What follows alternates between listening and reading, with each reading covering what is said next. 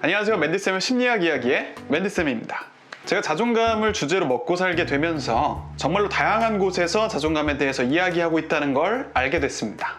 책은 물론 블로그에서도 심리학 유튜브가 아닌 곳에서도 물건과 서비스에서도 자존감에 대해서 이야기하고 있는 걸 알게 되었죠. 그러나 그 정보들을 보면서 어느 것은 맞으나 어느 것들은 사람들을 잘못 이끌어가고 있다는 생각을 하게 됐습니다. 겉으로 보면 다 좋은 생각과 좋은 행동들이지만 자존감이 낮은 분들에게는 실제로 도움이 안 되거나 결과적으로는 시간 낭비만 이끄는 것들도 있었죠. 오늘은 자존감을 높이는 법이라고 알려진 다양한 주장들에 대해서 제 나름대로 반박을 해보는 영상을 찍게 되었습니다. 제 말이 물론 진리는 아닙니다. 그러나 이 영상을 통해서 기존에 알고 있었던 자존감을 높이는 법이라고 알고 계셨던 부분들에 대해서 한번 재고해보는 시간을 가져보세요. 첫 번째, 긍정적인 생각을 할 것. 그게 가능하면 할 것. 저는 긍정적인 생각은 중립적인 사건에 대해서 우리가 긍정적으로 생각하자 하고 선택할 수 있을 때만 가능하다고 봅니다. 중립적이지 않은 사건에 대해서는 긍정적으로 사고하기가 어렵다고 보죠. 대표적인 예시로 사용되는 물이 반이나 남았다 대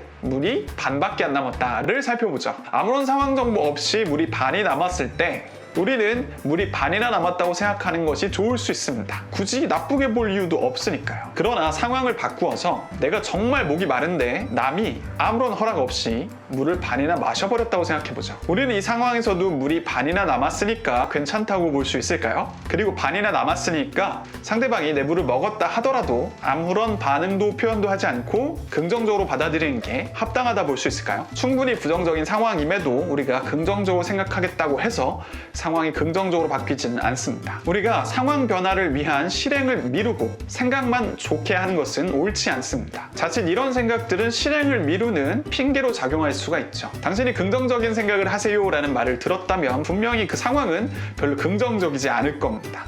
그러니까 이 말은 가장 도움이 안 되는 상황 속에 있는 사람들에게 주어진 조언인 거죠. 우리는 아무 상황에서나 긍정적인 생각을 할 것이 아니라 긍정적인 상황을 만들어낼 수 있으면 그곳에 집중해야 됩니다. 그렇게 되면 결과적으로 긍정적인 생각이 날 수밖에 없으니까요. 두 번째, 스피치, 발표, 말하기를 잘하면 자존감이 높아진다?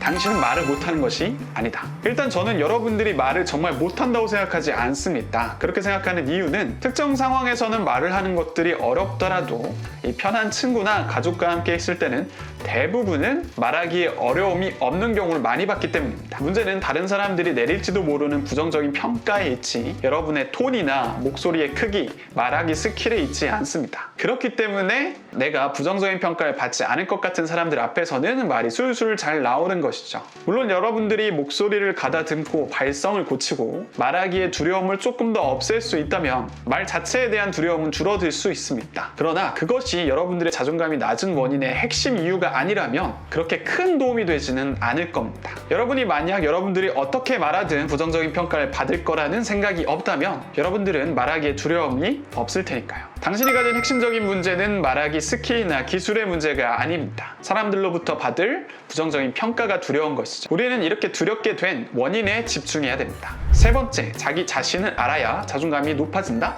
알아야 할 것을 알자. 아마도 한두 번은 좀 더 관심이 많은 사람들은 여러 번 자기 자신을 파악하는 심리검사 등을 해보셨을 겁니다. MBTI나 애니어그램 같은 거 말이죠.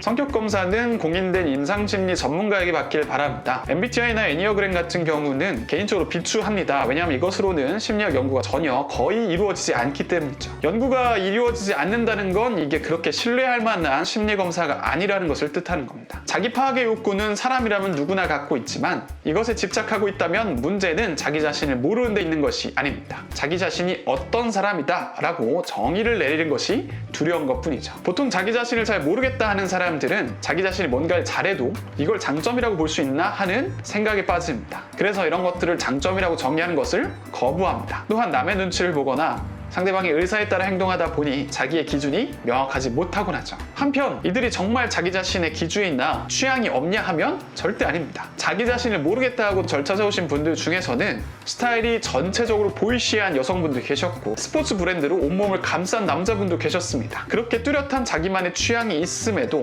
자기 자신에 대한 확신이 없었던 것뿐이죠. 자존감이 낮아진 원인을 알고 그래서 어떻게 높일까에 대한 지식이 없이 그저 각종 검사로 자기 자신을 아는 아는 것만으로는 자존감이 높아질 수는 없습니다. 이제 자기 자신을 객관적인 이유로 파악하는 것은 그만하고 왜 자기가 가진 특성 확신하지 못하는지 그 이유에 집중하세요. 네 번째, 예쁘고 멋있어지면 자존감이 높아진다?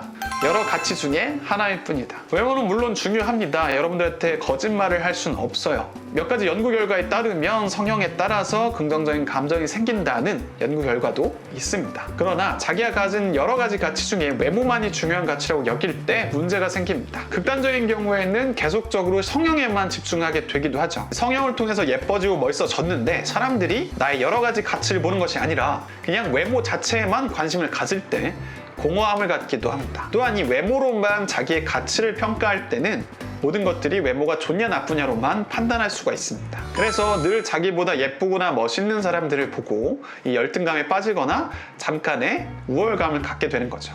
만약 당신이 외모를 개선했음에도 마음에 공허함을 느끼고 있다면 그것은 더 예뻐지거나 더 잘생겨지는 것으로 해결할 수는 없습니다. 당신이 언제부터 자기 자신을 싫어하게 됐는지 그 이유를 알고 치유를 시작해야 됩니다. 예쁘고 잘생겨지면 좋지만 그것이 모든 것들을 해결하진 않습니다. 다섯 번째, 이 책을 보면 자존감이 높아질 거야. 책으로 회피하지 말 것. 저 역시 책으로 많은 지식을 얻었습니다. 그러나 책에서만 머무르진 않았습니다. 과감하게 실행하고 해야 할 행동과 말을 했기 때문에 지금의 변화가 왔습니다.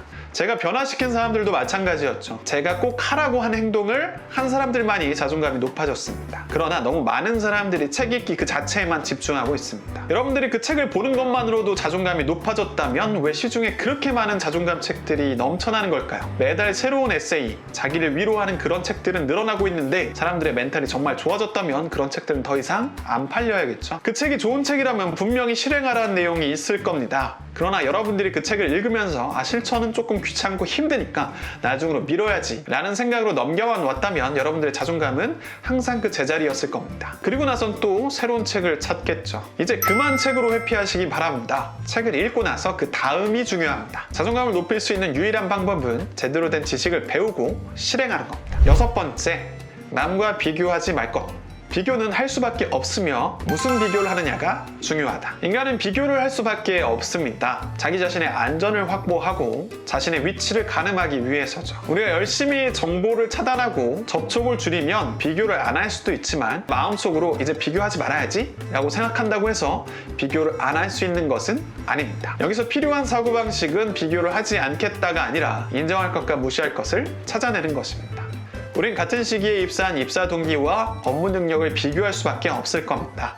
그러나 여기서 한 발자국 더 나아가서 비교를 한다면 제대로 하고 배울 수 있는 점은 배우는 자세로 변화해야 합니다. 각 분야에 대해서 내가 분명히 그 동기보다 잘하는 부분들이 있을 거고 그 친구에게 배워나갈 부분도 있을 겁니다. 따라갈 수 없는 부분에 대해서는 인정할 수도 있어야 되겠죠. 그리고 나의 중요한 가치와 상관없는 부분에 대해서는 무관심으로 일관하는 것이 필요합니다. 예를 들어서 나의 최우선 가치가 돈이 아니라면 자기 나름의 삶의 방식에 집중해야 될 뿐 돈이라는 가치를 최우선으로 비교할 필요는 없다는 거죠. 그러나 많은 사람들이 자기 고유의 가치관과 사고방식이 없다 보니까 객관적인 지표인 돈으로 비교를 하는 것입니다.